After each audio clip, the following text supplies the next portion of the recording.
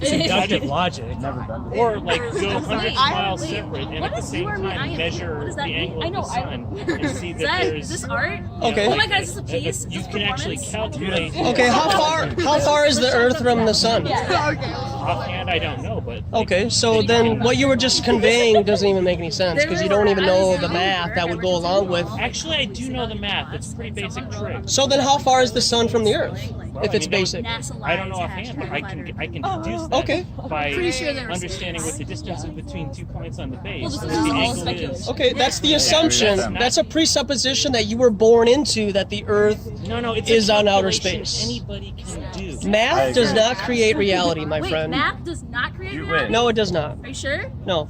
Then why does it work time and time and time again, regardless? It can convey an observation, but it cannot prove anything, because the math would be then constructed based on your wanting to prove something.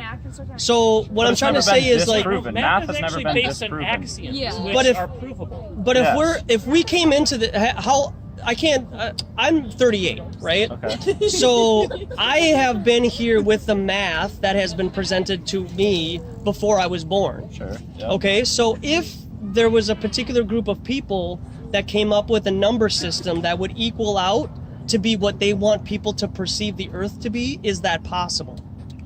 I think it. No, Actually, it's not. Okay, because right now, the Earth from the sun is 93. The Earth from the sun right now is 93 million miles away. But hundreds of years ago, that number has changed. By how much? Okay, well, I'd encourage you to check that out. But it's changed at least by. Do you know? By like 2? Or I'm here to convey and provoke thought. Can I ask but you I'm not something? here to give you all the answers. Because they're okay. All right, so we have the answers, but all right. So I'm going to demonstrate something. I'm going to ask something. Okay, so this table is flat, correct? Meaning it has an edge. It's a description of what it is. Yeah. So it has an edge, right? Something can be flat and something can not be level. Have an edge.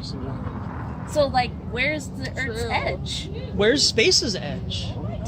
We're talking about Earth. Like, yeah, I'm this talking about flat, Earth. Yeah. And it is believed to have an edge. Where's the edge? What edge? That's right. Like, yeah, you tell me. Where's the edge? What edge? Why can't we just go up? You're presupposing